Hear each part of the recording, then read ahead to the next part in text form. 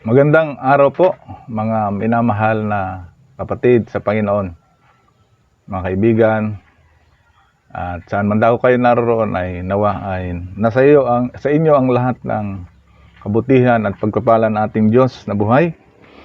Sa araw nito ay ating pong maririnig ang isang mensahe entitled Against All Odds. Ito po ay patungkol dun sa kasaysayan ng tatlong Hebrew men na gumawa po sila ng isang pangyayari na it is stand out among the crowds, na kung saan po sila po ay talagang masasabi natin yung salita against all odds talaga yung kanilang karakter o yung kanilang ginawa sa pangyayaring ito na ating mapag-aaralan. Based po dito sa book of Daniel chapter 3, na kung saan po ay nandito po siya sa panahon ni Daniel at sila po ay napaharap sa isang malaking pagsubok sa kanilang pananalig sa Diyos na buhay. Babasahin ko po itong ating teksto, Daniel chapter 3, 8 to 18. Wherefore, at that time, certain Chaldeans came near and accused the Jews. They spake and said to the king Nebuchadnezzar, O king, live forever. Thou, O king, hast made a decree that every man that shall hear the sound of the cornet, flute, harp, sackbut, psaltery, and dulcimer, and all kinds of music shall fall down and worship the golden image. And whoso falleth not down and worshipeth, that he should be cast into the midst of burning fiery furnace. There are certain Jews whom you have set over the affairs of the province of Babylon, Shadrach, Meshach, and Abednego.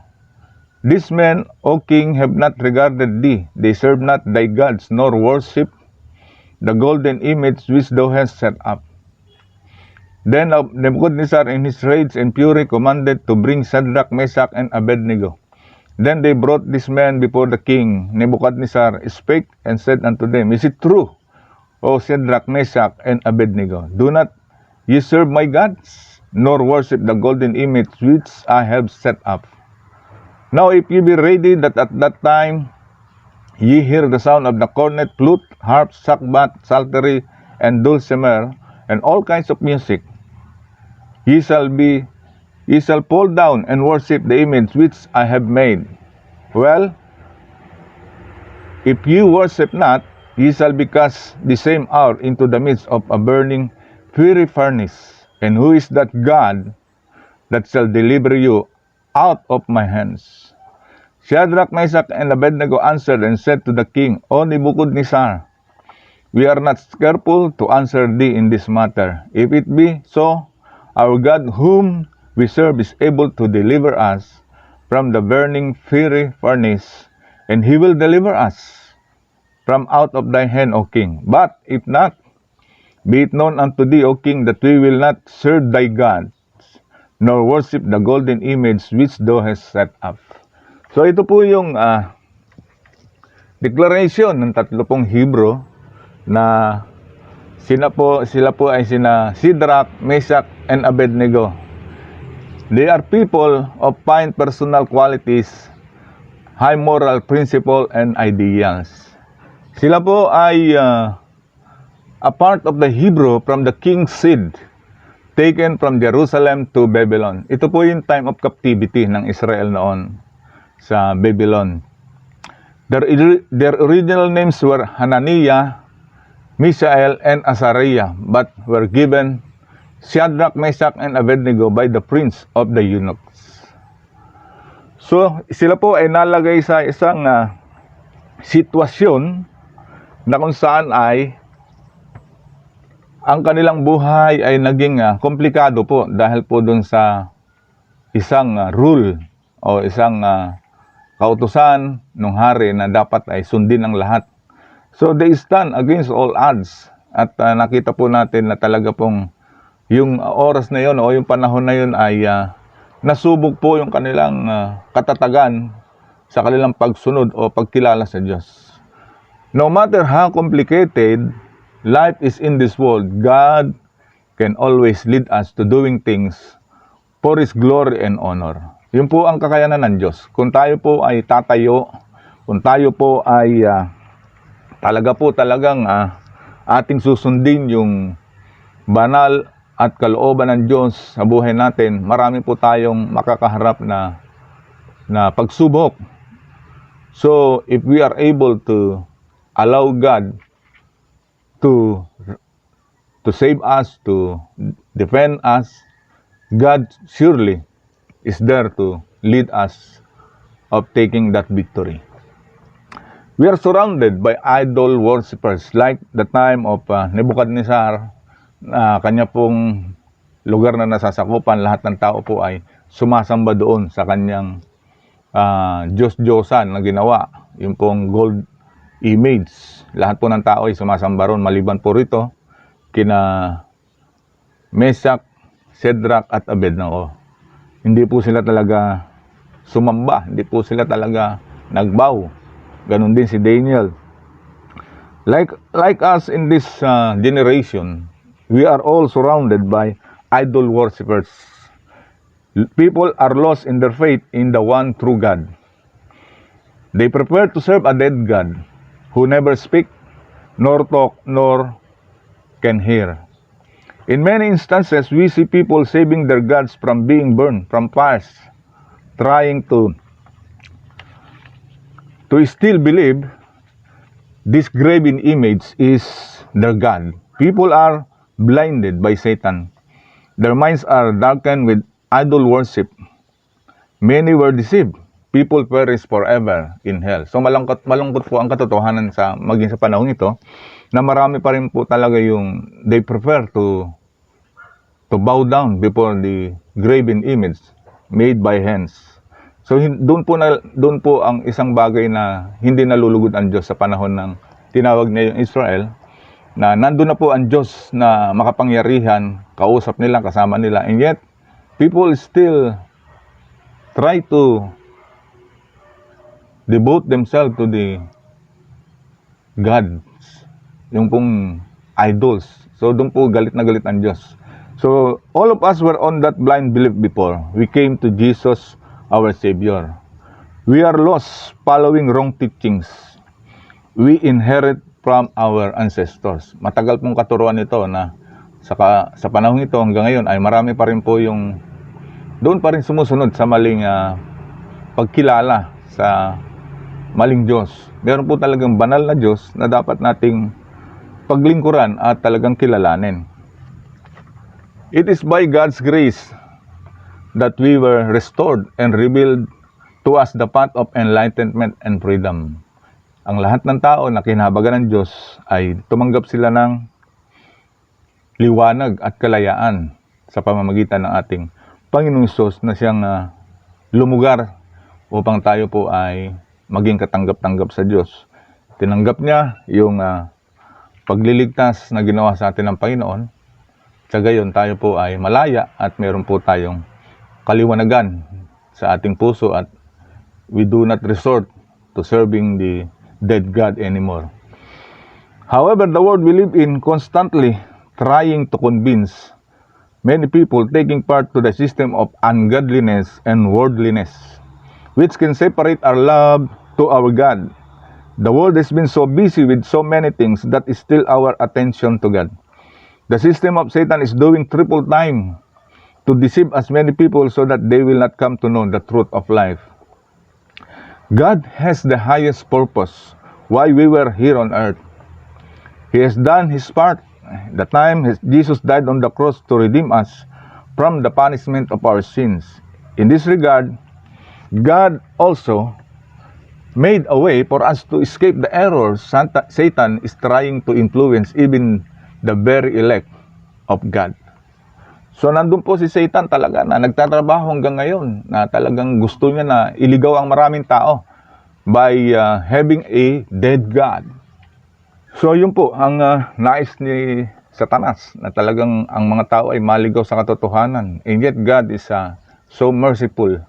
At hindi po tayo talaga nais niya na mapahamak ng tuluyan. Kaya ang Diyos pa rin ay gumagawa ng kanyang pamamaraan upang ang mga tao ay maliwanagan at hindi tuluyang madala sa kaparusahan, dahil meron po talagang ang Diyos natin po ay He is both God of love and God of justice.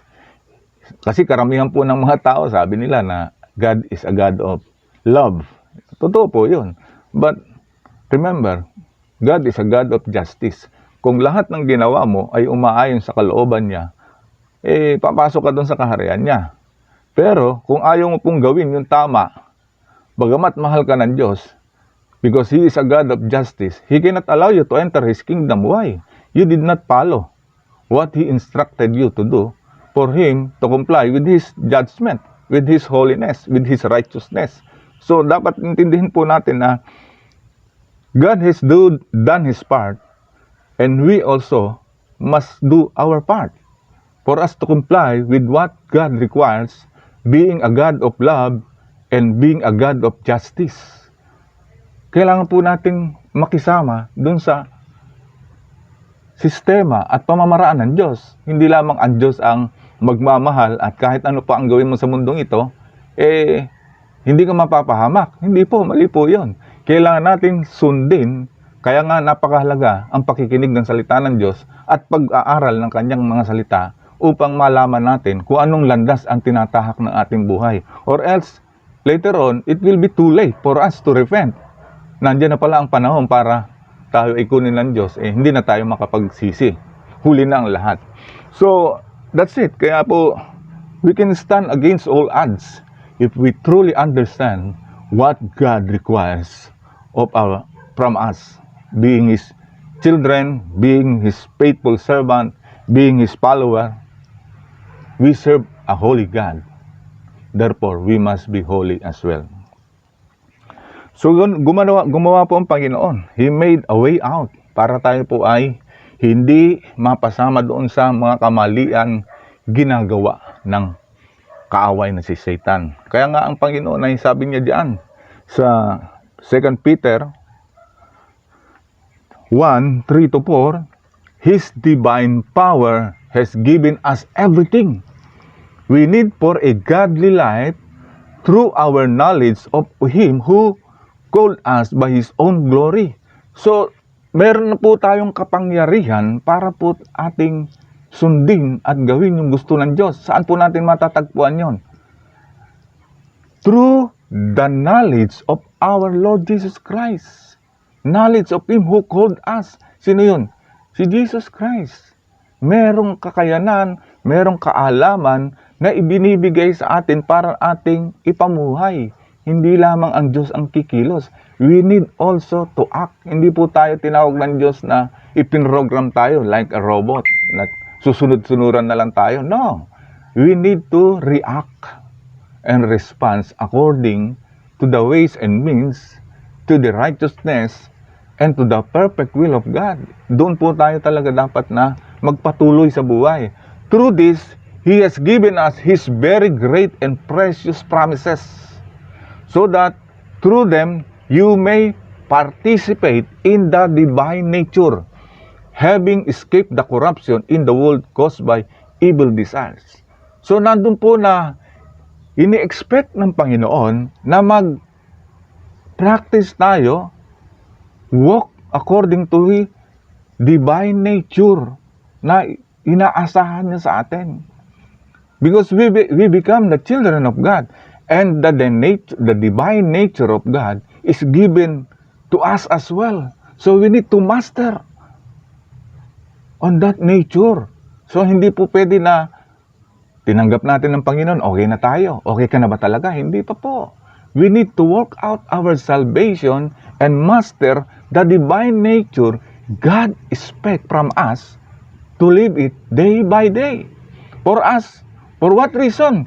To escape the corruption in the world caused by evil desires. Nasaan ang evil desires? Nasa ating mata, nasa ating pandinig, nasa ating pandama, nasa ating emosyon, nasa ating isipan, nasa ating puso. So we need to remove all the weaknesses, all the evil desires living in our lives. How? By living in the divine nature we receive from the Lord. So hindi po natin dapat babaliwalain yung divine nature na tinanggap natin, so that we can stand against all odds. We need not compromise with the system of this world. Ayan po, hindi po tayo dapat na makiayon na lang lagi kung saan napakarami ang tao, kung alin ang sikat, kung alin ang uso, kung ano ang ano pa, yung laging pinag-uusapan. We need to understand everything, weigh them all. Dapat natin timbangin lahat ng bagay, dahil hindi po natin pwedeng i-compromise yung ating pananampalataya with what is happening around the world. Kailangan po talaga na we must always stand against all odds, kung hindi po umaayon dun sa perfect will ni Lord. Amen po ba? So yun po ang dapat nating pakatandaan. Hindi tayo pwedeng umayon lagi dun sa flow. Sometimes we need to go against the flow. Because if we go with the flow, nag-compromising na tayo. Para lang natin masabi na in tayo, para lang natin masabi na hindi tayo hihiwalay sa kanila at friend natin sila. Kahit tayo po ay makompromise sa faith natin sa Lord, mali na po yan. Hindi po tama yan na gawin natin. Because the world we live in is a place of many offers. Maraming offer dito that may lead us to wrong direction. Kita nyo na po. Pwede po tayong imali. Pwede po tayong ilihis sa matuwid na landas na inaasahan ng Diyos sa atin. We need to know our mission in life. We need to know our true identity. We need to know our destiny. And God has given us the authority to decide the way and things correctly according to the will of our Lord. Many avenues which may put anyone in much unnecessary time to works, business, and pleasures. The more we keep doing things by our own thinking, selfish desires, the less we are able to see God's perfect plan in our life.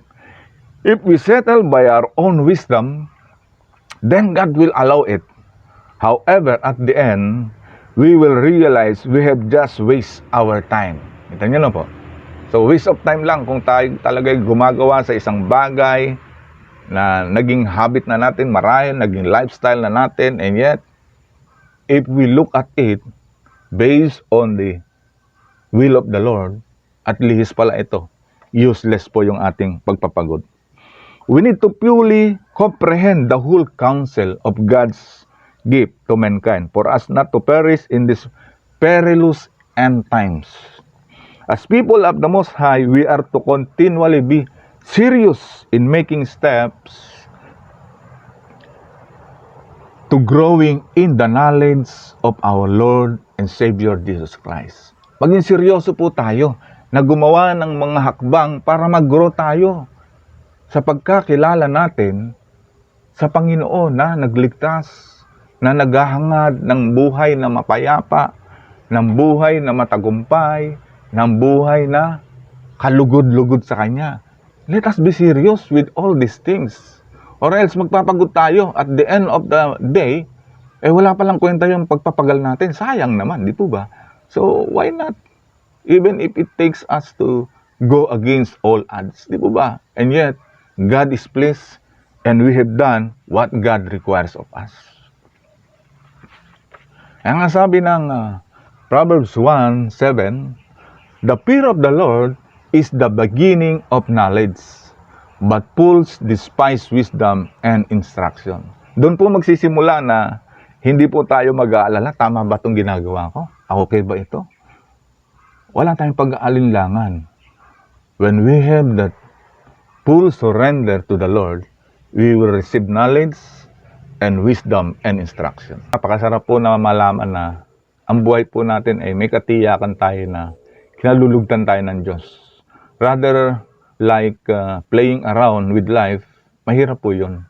So, gusto po ba natin talaga na meron po tayong assurance? We need to follow God. We need to fear the Lord.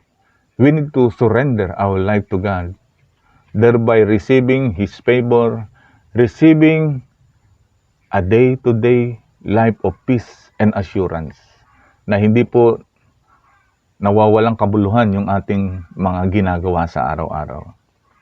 So, fear of the Lord, yung knowledge about what really matters in life, will be given to us by God Himself.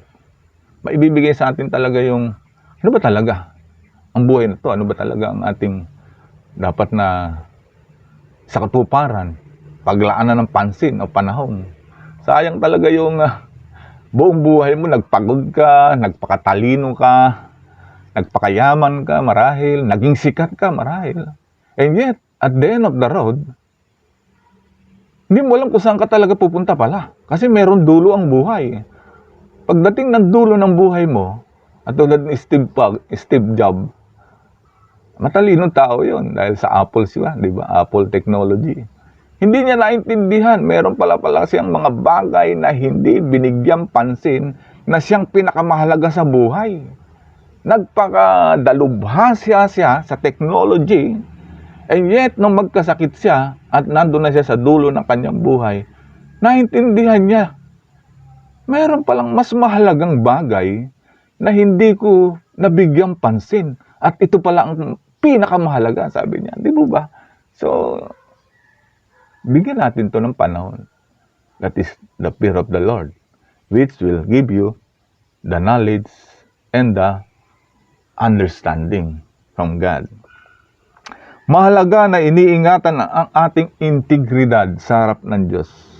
Nawawala ang ating confidence sa paglilingkod at pakikitungo sa Panginoon tuwing tayo ay gumagawa ng mga bagay na hindi ayon sa kagustuhan o kalooban ng Panginoon. Ito ay humahantong sa ating pagiging tuyo sa espiritual na buhay. Totoo po yun. Para tayong lanta na halaman na kulang sa dilig.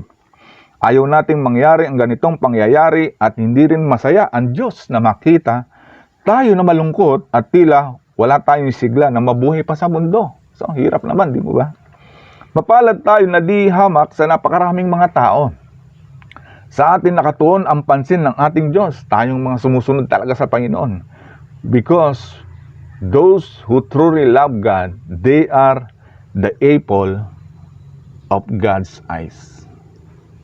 Tayo ang sentro ng atensyon ng ating Diyos. Sa atin ang magandang plano niya kung paano ang Israel ay tinuring na bayan, kabahagi tayo sa kaharian ng ating Diyos na makapangyarihan. Amen. Makapangyarihan po ang ating Diyos. Hindi po siya basta-basta Diyos lamang. He is the God of all gods, the King of kings, the Lord of lords.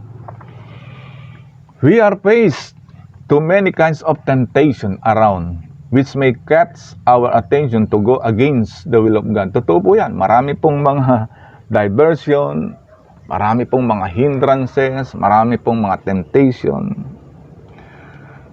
May we be strong enough in our faith to go against this bad influence that may destroy our testimony before men and before God. Meron po ako isang karanasan nung ako nasa Dubai o sa UAE. Nagtrabaho po ako sa maraming bansa ng Middle East, mostly Middle East, and one is in Asia, in Hong Kong. Naging OFW po ako for almost 15 years. Marami po ako naging karanasan. Sa Saudi Arabia, I was there for 9 years. And then in Qatar, I was there for 4 years, I think, yes. And then in UAE, I was there for almost 5 years. Hong Kong, 9 months din. So, sa Kuwait, nakarating ako sa Kuwait. Meron pong mga temptation doon. At matindi po ang nag-iisa ka ron, may pamilya ka. I was able to endure the difficulties of being away from the family. Just for the sake na mabigyan ko sila ng mabuting kinabukasan, yung pangarap namin na maging maayos ang pamilya namin, ang kanaming mga anak, maging mabuti silang mga pamilya later on, magkaroon sila ng sarili nilang buhay, matatag, matibay sa Panginoon. I just did it by God's grace alone. Hindi sa sarili kong lakas, but by God's grace, I was able to endure the long difficulties away from my family. More than 15 years po, nandun ako sa abroad. Minsan po dumating sa akin yung temptation na gumawa ng isang shortcut. Kasi nga po, pagka ang mga tao, pag nag-abroad, karamihan ang alam nila, yayaman ka. Hindi po totoo yun. Marami pang magsasabi sa inyo na ang pagpunta ng isang OFW sa ibang bansa ay hindi po lahat yumaman. Karamihan po ay ganun lang din pagbalik nila. Why? Kasi po yung earning nila roon ay hindi rin po ganun kalaki. Masasabi ko po yan, napakaraming tao na nag-abroad, mga Pilipino, na nandito na at sinabi na parehas din. Kung ikaw ay nagsipag dito sa Pilipinas and you are able to establish yourself in a business, you are better off than those who are abroad na sakto lang ang kinikita at kapos pa. Totoo po yun. Dumating sa akin minsan yung isang shortcut na merong isang bank kasi sa Dubai. Sa Abu Dhabi pala ako noon. Nag-offer sa amin isang bangko na binibigyan po kami ng loan, personal loan sa bangko. Kasi po umiikot doon yung mga agent ng mga bangko para yung bangko nila mag-operate at magkaroon ng income. Magpapautang sila sa maraming tao na gusto nilang bigyan. Titingnan nila yung sahod mo, kung ano ang capacity mong magbayad ng utang. Inuperan po ako ng 5 million pesos. At nagulat ako. Yung kasama ko, dalawang kaming inuperan. Yung kasama ko, after a week, na-receive niya po yung 5 million pesos. Ganun po kabilis ang process. Ako po, nag-alangan ako kagad. Dahil po sabi ko kay misis ko, kaya mo bang i-manage yung 5 million? Padadala ko dyan after a week. Hindi po niya alam kung anong paggagamitan niya. So sabi ko naman, mahirap talaga. Tanggapin yung ganyang money na wala kang paggagamitan, mauubos lang. So dumating sa amin yung wisdom. Hindi kami pumatol. Although yung kasama ko ay in-enjoy niya yun. Marahil hanggang ngayon, ni-enjoy niya yung 5 million. In-invest niya. So hanggang ngayon ginagamit niya yun. So hindi kami dinatnan kasi hindi kami sanay noon na talagang humawak ng ganung kalaking pera. So, we do not have the wisdom how to use it and manage it. So, temptation po yan na minsan bibigyan ka ng shortcut. Mahirap po talaga yung may utang na kapag ka po nandiyan na yung oras na magbabayad ka at walang kapasidad para magbayad, hindi ka makakatulog. So, nanakawan ka po ng tulog. Mahirap po yun, di po ba? At hindi ka po at ease. Lagi kang nag-aalala. At marami kang iniintindi. So mahirap po yun na yung temptation. Dumating sa atin na pumatol tayo sa temptation at nagsasuffer tayo. Yun po mapakasakit. So warning po sa atin yun na kung meron pong mga ganyang offer, wag po tayong basta papatol because it may catch our attention to go against the will of God. So yun po yung mahirap. Yun po. So we are subject to making mistake and fall as well. So, pwede tayong bumagsak dahil sa mistake na ito. Kaya mahirap po talaga. Because temptations are given to bring out the worst in us.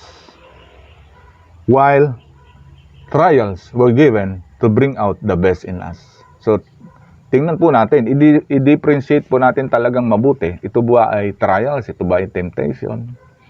So, yung pong bagay na dumarating na lang bigla-bigla, tingnan po natin talaga. Tanungin natin sa ating sarili at alamin natin sa Panginoon, it is your will mo ba ito, Lord, talaga? O it is just a temptation from the enemy?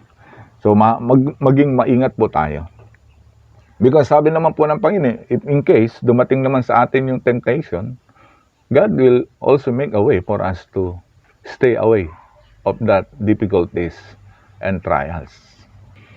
So sabi po ng 1 Corinthians 10:13-14, kung patuloy po tayong nagtatapat sa Panginoon, and yet, nahulog po tayo sa temptation marahil. Dumating na po talaga tayo dun sa sitwasyon na nagsasuffer tayo, and hindi po natin ginusto na mahulog tayo sa temptation. Remember na ang Diyos mismo, gumagawa rin po siya ng pangyayari sa buhay natin na subukin tayo, allowing us to fall into temptation just to test us. Pwede niya pong i-allow yan na dumating din sa atin yung humarap tayo sa ganyang mga pagsubok sa buhay, just to bring out the best in us. But the enemy also will allow it to bring out the worst in us. Doon, naalala niyo po ba yung nag-uusap si Satan at ang Diyos tungkol kay Job? Binargain ni Satan na subukin ko nga yung anak mo na yan kung talagang totoo yan. So Satan there is to bring out the worst from the attitude of Job, na pwedeng i-curse niya ba ang Diyos kung dumating na sa kanya yung matinding temptation na ito o trials na ito. So it is both temptation and both trials. Satan and God spoke together for the life of Job. So nagkaroon ng isang matinding pagsubok sa buhay ni Job. And yet, because of the fear of the Lord that reigns in the heart of Job, he was able to win the battle. Win the battle. He stand against all odds. Kahit yung mga kaibigan niya, yung asawa niya, sinabihan niya na, sumpain mo na yung Diyos mo na yan. Pero si Job matindi, matibay talaga. He stand against all odds. Kahit pa yung mga kaibigan niya, talagang hindi sila nanalo sa kanyang matinding pananampalataya sa Diyos hanggang until the end, nakita niya yung kabutihan ng Diyos sa buhay niya. Nag-double pa yung kanyang mga tinatanggap mula sa Panginoon. Kaya sabi niya, no temptation has ever taken you except what is common to mankind. And God is faithful. He will not let you be tempted beyond what you can bear. Kita niyo po, hindi po i-allow ng Diyos na kung kaya mo lang buhatin 50 kilos, bibigyan ka niya ng 100 kilos. Alam ng Diyos ang lahat ng ating kakayanan. Kung pagka binata ka ba, magbe-break ka ba o hindi. So alam ng Diyos yung limitation ng bawat tao. But when you are tempted, He will also provide a way out so that you can endure it. Therefore, my dear friends, flee from idolatry. So, bakit nabanggit pa rin yung idolatry? Yung pagsamba talaga. Sino ba talaga yung sinasamba mo? Na Diyos. Baka ang sinasamba mo, yung profession mo, sinasamba mo yung hanap buhay mo, yung family mo. Secondary lang pala ang Diyos sa'yo. So, that is idolatry as well. Kailangan number 1 lagi ang Diyos para wala kang idol. Di ba? Gawin natin talagang ang Diyos ang nangingibabaw sa lahat ng aspeto ng ating buhay. Sometimes, we really experience the lowest level of our faith. Tama po yun. Nangyari nga kay Job yun. Dumating yung lowest part of his faith. Nawala ang kanyang pamilya, kanyang kabuhayan, nawala ang kanyang health, nawala ang kanyang integridad, kanyang honor, nawala. Bakit? Napuno siya ng galis at nagmukha siyang outcast. And yet, his faith remained steadfast. Naging matatag siya. At nagpatuloy siya. Talagang ang buhay niya ay hindi nayanig. Kahit na nawala ang mga bagay na mahalaga sa kanya, it did not bother them to lose their love for the true God. Yung mga ganong lingkod ng Diyos. Katulad ng 3 Hebrew na ito, na bagamat sila ay nasa captivity in the empire of Babylon, ni Nebuchadnezzar, still they stand strong. Yung pag-ibig nila sa Diyos ay nanatiling tapat sa Diyos. Hindi nagbago ang kanilang tunay na katapatan sa Diyos sa kabila ng kanilang kalagayan bilang mga alipin sa kaharian ni Haring Nebuchadnezzar. And yet, marahil ay sa kanilang sarili ay dumadating talaga yung panghihina. God allows it to happen for us to continually hold on more on God. Dahil sabi nga po rito ay the three Hebrew men were able to disregard the king's command because the word of God is deeply engraved in their hearts. Yun po yun. Dahil po ang Panginoong Diyos, dun sila po ay tawagin at papasukin yung kasaysayan po ng Israel. Inalis sila sa Ehipto at dadalhin sila sa Promised Land. Ang unang kabilin-bili ng Diyos sa kanila, ano po yun? Yung Ten Commandments. Yung salita ng Diyos mismo. Yun yung pinaka-importanting bagay na ipinalala sa kanila ng Diyos na tuparin nila. Dahil kung hindi nila tutuparin yung kautusan ng Diyos, mapapahamak sila. So ganun din po sa buhay natin ngayon. Kapag wala sa atin yung divine instruction ng Diyos at hindi natin sinunod ito, we cannot be successful in life. We need to give priority in the heavenly instruction for us to enter heaven. Di po ba? Sino ba sa atin ang hindi gustong pumasok sa heaven? But how about the instruction of heaven? Do you have it in your heart? So that you can stand against all odds like the three Hebrew men. Na kahit po very, ano ba yung talagang pangkalahatan na ginagawa ng mga tao isang bagay, nagawa nilang hindi sumunod doon sa flow. Why? Because they know it is against the will of God. Yung sumamba ka doon sa Diyos-Diyosan ng sino mang hari na yon, na alam mo mali. So pagka sumamba ka na po doon sa Diyos-Diyosan na yon, kinakalimutan mo na yung Diyos talaga na totoo na nasa langit. Di ba ba? Dahil sabi ng Diyos, huwag kayong sasamba sa anumang inanyuan sa lupang ito na ginawa ng kamay ng tao. Huwag kayong sasamba dyan. Huwag kayong yuyuko dyan. Dahil pag ginawa nyo yan, sabi ng Diyos mismo noon sa mga Israelita, kamumuhian ko kayo dahil hindi nyo na ako mahal. Ang Diyos talaga po ay jealous God. Ayaw niya na meron tayong ibang Diyos. Tama naman po, dahil po kahit sa mag-asawa, ayaw na ayaw nung isa na merong minamahal yung kanyang asawa. Totoo po yun. Wala dapat infidelity. Di ba? Dapat faithfulness ang makita. They were able to disregard the king's command because of the word of God deeply engraved in their hearts. Dahil sabi nga po, ito po yung kanilang hindi kinakalimutan sa Deuteronomy 7:25-26. The images of their gods you are to burn in the fire. Do not covet the silver and gold on them, and do not take it for yourselves, or you will be ensnared by it, for it is detestable to the Lord your God. Do not bring a detestable thing into your house, or you, like it, will be set apart for destruction. So napakabagsik po talaga. Regard it as a vile and detest it, for it is set apart for destruction. So tama po na wala pong ibang Diyos talaga. Sunugin nyo lahat ng kayang mga Diyos-Diyosan na yan. Dahil hindi yan ang Diyos nyo. Dahil sabi niya ito, love the Lord your God with all your heart, with all your soul, with all your strength. Yung totoong Diyos ang dapat natin talaga na mahalin. Sabi sa Deuteronomy 6:5. Amen po ba? Kaya napakalaga po yung divine instruction sa lahat ng bahagi ng ating buhay. Sabi niya sa Joshua 1:8, keep this book of the law always on your lips. Meditate on it day and night so that you will be careful to do everything written in it. Then you will be prosperous and successful. So napakasarap, di ba? The enemy is in the business of making major damages in every life of every true believers. They never stop of devising tactics to stop us observing the Holy God. Therefore, it must encourage us to continually obtain wisdom and strength from God through the guidance of the Holy Spirit.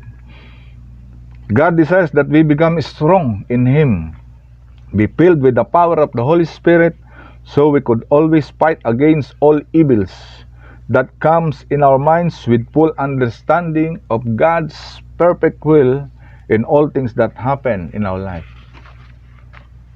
It makes us laugh and give us joy and confidence whenever we see the devil traps being broken before our eyes. We all know that God made us more than conquerors in Christ Jesus. The enemy has been defeated and it is under our feet. Because the Word of God is the best weapon that can destroy every wicked devices and argumentations. Yan po yung napakahalaga. We are highly admonished to continually be fed with heavenly manna, so that the enemy has no chance to keep us away from God's kingdom business. The church is God's representative on earth. We are sent to the world to shine for Jesus, to bring the torch of light that people will see the truth and be able to call on the true God. We are people of destiny. We are not merely working here just for money. We are here for God's fulfillment of His great plan of saving as many people as possible. Each and every one is part of His great endeavor of God that was planned long time ago. Ang gusto ng Diyos ay makapasok lahat sa kanyang kaharian. Like the three Hebrew men, balikan po natin sila. We, the people of God, must live our life for God's glory and honor. At tulad po ng ginawa ng tatlong Hebrew na ito, na sila po, si Shadrach, Meshach, and Abednego, ganitong ginawa nila, sinagot nila yung hari. King Nebuchadnezzar, we do not need to defend our lives before you in this matter. If we are thrown into the blazing furnace, the God we serve is able to deliver us from it. And He will deliver us from your majesty's hand. But even if He does not, we want you to know, your majesty, we will not serve your gods or worship the image of gold you have set up. Matibay ang kanilang talagang prinsipyo. Matibay ang kanilang pangangatwirhan. Hindi kami sasamba dyan. Magagalit sa amin ng Diyos. Hindi yan ang totoong Diyos. Susumpain kami ng Diyos namin na totoo pag sumamba kami dyan. So yun yung ayaw ng Diyos na tayo isasamba sa mga Diyosan na gawa ng kamay ng tao. Ayaw ng Diyos yung kasusuklaman tayo, mga kapatid. May tunay na Diyos na nangungusap sa ating lahat. Yung lumikha, yung nagbibigay buhay sa atin. Yung nagsasalitang Diyos. Yung kumikilos na Diyos. Yung may kapangyarihan at lakas at himala. Yun ang Diyos na dapat nating kilalanin at paglingkuran. Because God is able to do miracles and show Himself strong in the midst of fire. Ano po nangyari doon sa tatlong Hebrew? Sa kanilang pagkontra at pag-ayaw doon sa pagsunod nila sa hari. Iniligtas sila ng Diyos. Kasama nila ang isang anghel na lumakad doon sa apoy. Itinapon kasi sila sa apoy kasi hindi sila sumunod. Doon sa hurno na nag-aapoy talaga. Itinapon sila ron tatlo at pagkaraan nakita ng hari. Bakit apat na lumalakad? Because God came to intervene in their midst. Kasama nila ang Diyos na lumakad doon sa apoy.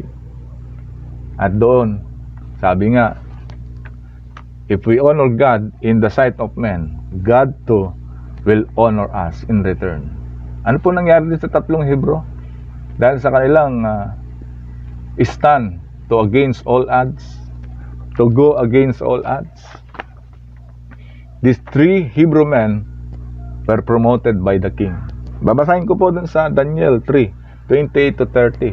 Pati yung hari po ay nabago yung kanyang pananaw. Yung kanyang prinsipyo nabago po. Nebuchadnezzar spoke saying, Blessed be the God of Shadrach, Meshach, and Abednego, who sent His angels and delivered His servants who trusted in Him. And they have trusted the king's word.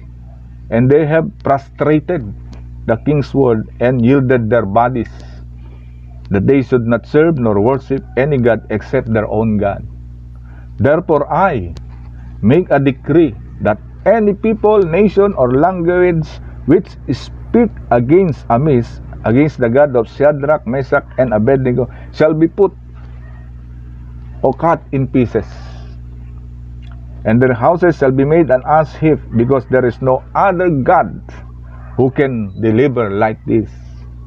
Then the king promoted Shadrach, Meshach, and Abednego in the province of Babylon. Kita niyo na po. So, isang palakpakan po talagang malaki ito.